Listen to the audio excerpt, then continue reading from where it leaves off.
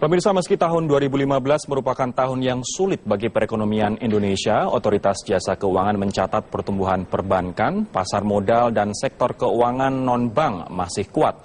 OJK optimistis pertumbuhan ini akan meningkat di tahun 2016.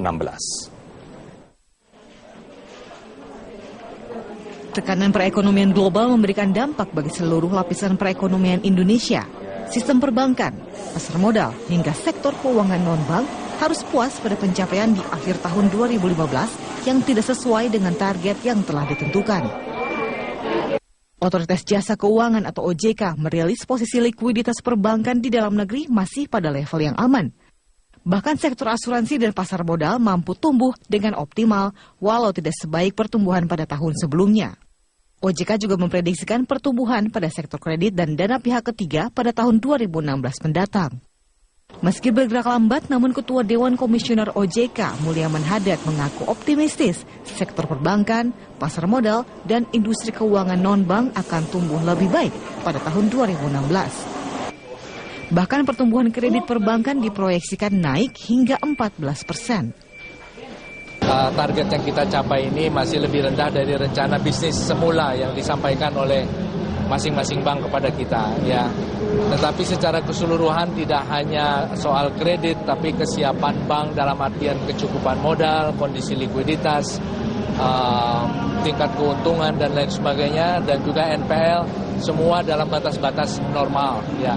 Artinya kita menutup tahun 2015 ini dengan keyakinan bahwa lembaga keuangan memiliki bekal yang cukup memasuki tahun 2016. Di sisi lain, sektor asuransi yang biasanya mampu memperoleh pertumbuhan aset hingga 10% setiap tahun, namun di penghujung tahun 2015 ini sektor asuransi harus puas memperoleh pertumbuhan aset pada level 4,32%. Pertumbuhan aset yang cenderung bergerak lambat diikuti oleh berbagai sektor keuangan non-bank lain. Meski demikian, Kepala Eksekutif Industri Keuangan Non-Bank Firdaus Jailani mengatakan OJK akan terus berupaya memicu pertumbuhan sektor keuangan pada tahun 2016 mendatang. Jailani juga berharap agar berbagai ketentuan yang sudah dikeluarkan OJK dapat mengurangi defisit transaksi berjalan di sektor reasuransi dan menjadi relaksasi bagi industri keuangan di dalam negeri.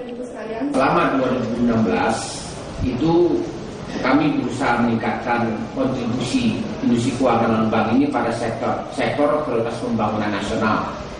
Misalnya, seperti tadi disampaikan oleh Pak Ketua, kami berusaha meningkatkan optimalisasi kapasitas asuransi dan reasuransi dalam negeri.